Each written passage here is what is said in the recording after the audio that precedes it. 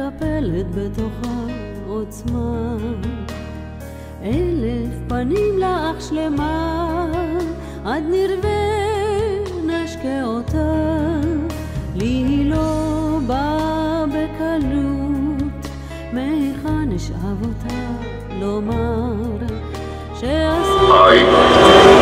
military ID number 30743, consider myself to be a soldier in the army of peace today.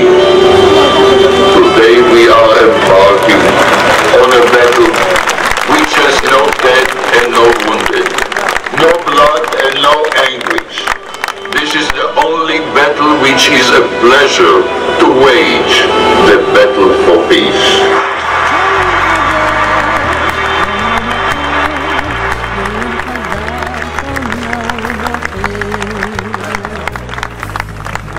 ערב טוב, 20 שנה, ושוב אתם גודשים את הכיכר ובאים לזכור אותו ולהישבע אמונים לדמוקרטיה שלנו.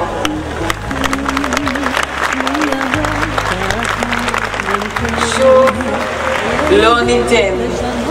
לא ניתן לפגוע ברקמה הדקה של החברה הישראלית, וכולנו מכאן נצא עם בשורה שלא תהיה יותר אלימות בתוכנו.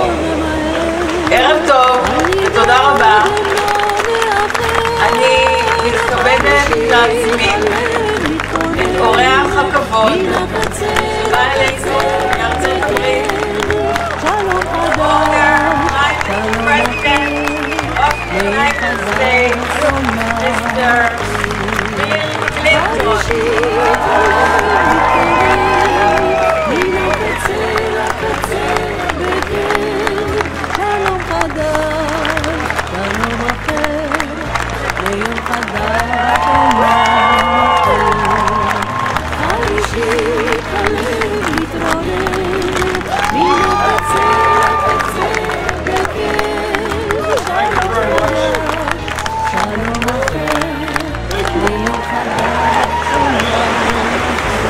Dahlia, the Rubin family,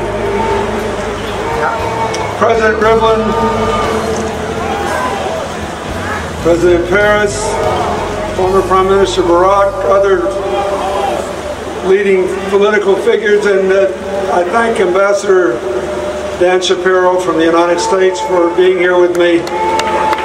Yesterday, when I was in Jerusalem, I did as I have on every trip to Israel for 20 years. I went to Mount Herzl and stood alone at the gravesite of Yitzhak and Leah Rabin. I thought about his life, the lessons that he imparted, and the legacy that he left to all of us. His life was full and rich, full of love, family, friendship, and service. He defended the country, but more important for tonight, and especially for the young people who had so much to do with this event, he advanced the values fundamental to Israel.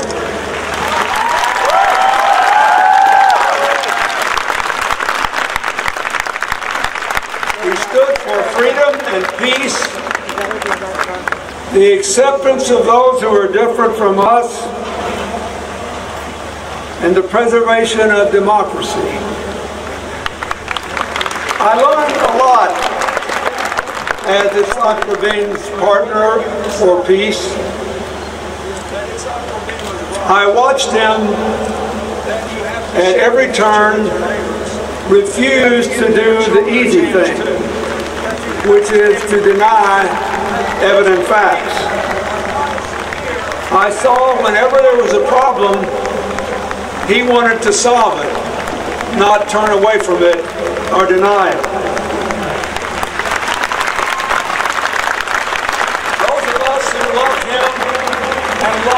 When he signed the peace accord on the White House lawn in September of 1993, may God bless his memory, he said to the Palestinians that we are destined to live together on the same soil, in the same land. When I asked him why he had decided to do this, he said there were two reasons. First, I do not believe in the modern world that the little bit of land on the West Bank offers us permanent security in the face of modern technology. And second, I never want to see Israel come to a democratic crossroads, whether we will have to decide whether to be a Jewish but no longer a democratic state, or a democratic but no longer a Jewish state.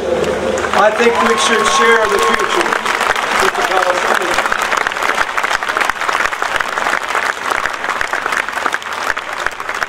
The second thing I learned is that after all the fighting and battles he engaged in, he never stopped seeing other people, including his adversaries, as human beings whose children were entitled to the same possibilities in life as his own. The third thing that I learned from him, most important for you tonight in this complex and challenging moment, is he refused to give up his dream of peace in the face of violence.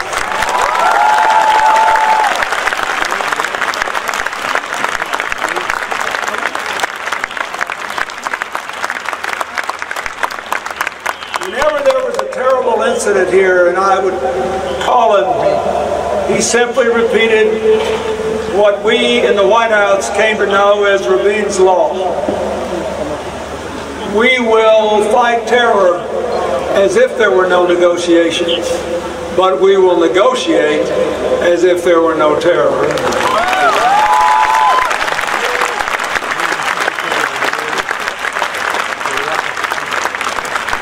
Finally, and in a more personal way,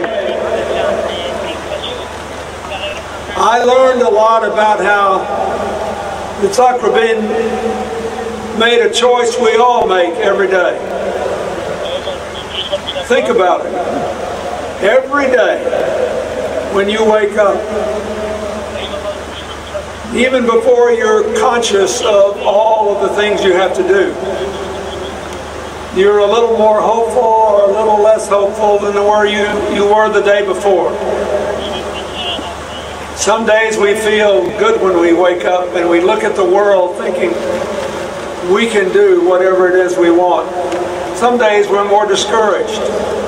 Every day you have to choose hope over fear, empowerment over acceptance, confidence over cynicism.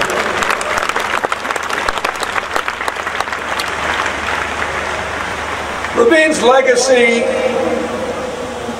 in one way, is clear and untouchable.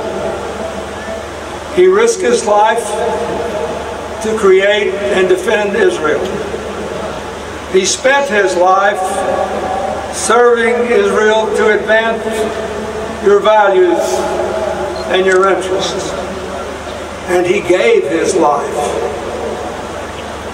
so that you could live in peace.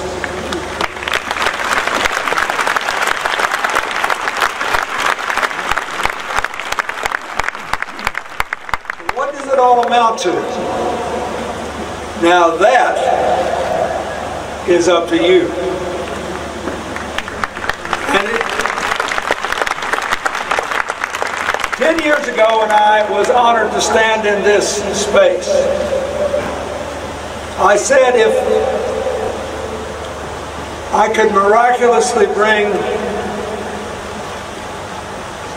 Rabin back to life and he were standing here with me, he would say enough of this bragging about me. let's get back to work and finish what I gave my life to do.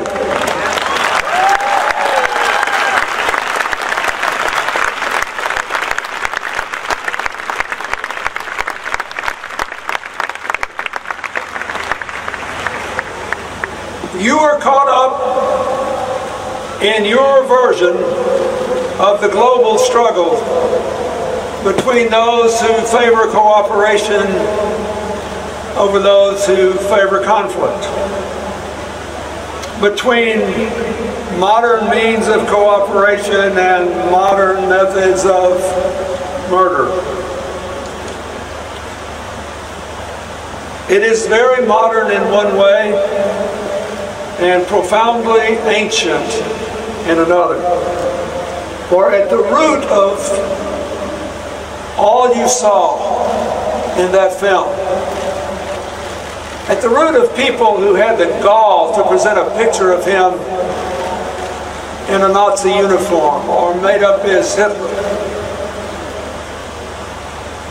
is their answer to a simple question: who am I, and what is my relationship to others? Rabin believed that he became more human as he was able to recognize the humanity of others, more human as he was able to reach across path divides to make a peaceful future. And those who wanted to do away with him believed just the opposite. And so, all of you now must decide, when you leave here in the beautiful music, the moving films, the stunning story of his life, how to finish his legacy. For the last chapter must be written by the people he gave his life to save and to nourish.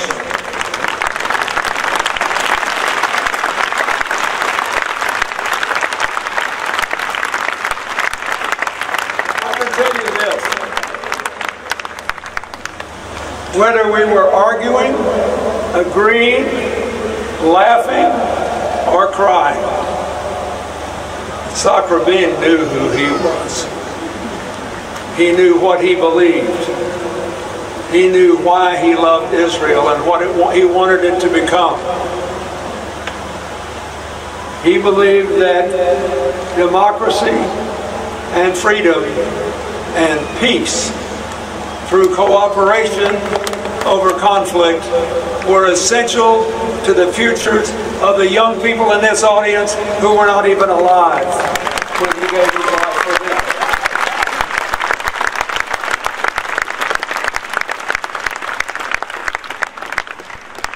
I always thought the role of the United States was to provide whatever support necessary to ensure Israel's existence and security, and then to maximize the benefits and minimize the risks of peace.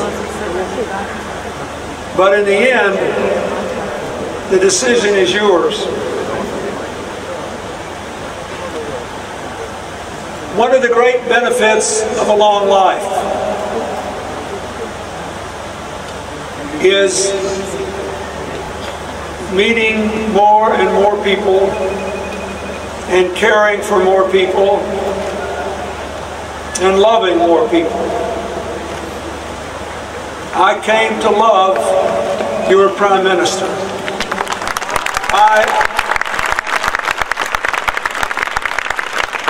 The day he was killed was probably the worst day of my 8 years as president. But it's important to realize that he was perfectly aware of what happened to him, that it could happen. And he was aware that it could happen at the hands of a fellow Israeli who disagreed with him about sharing the future. Don't forget, not long before, President Sadat of Egypt was killed by a fellow Egyptian who disagreed with him for making peace with Israel. And not so long before that, the great Mohandas Gandhi was killed by a fellow Hindu who disagreed with him because he wanted a democratic India for all the people who live there. This is an old story. You can make it new again. The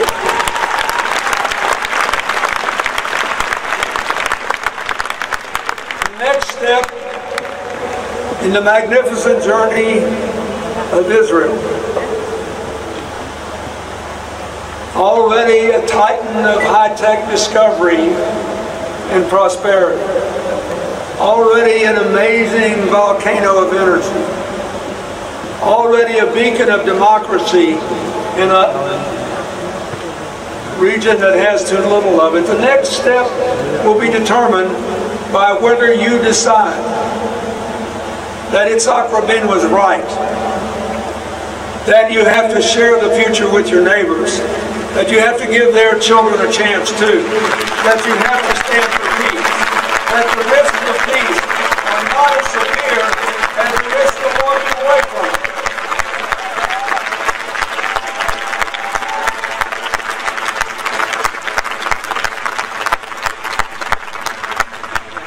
Those of us who loved him and love your country are praying that you will make the right decision.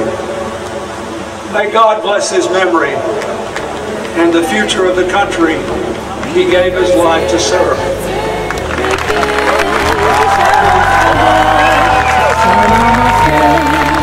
מלך חדש עולם אחר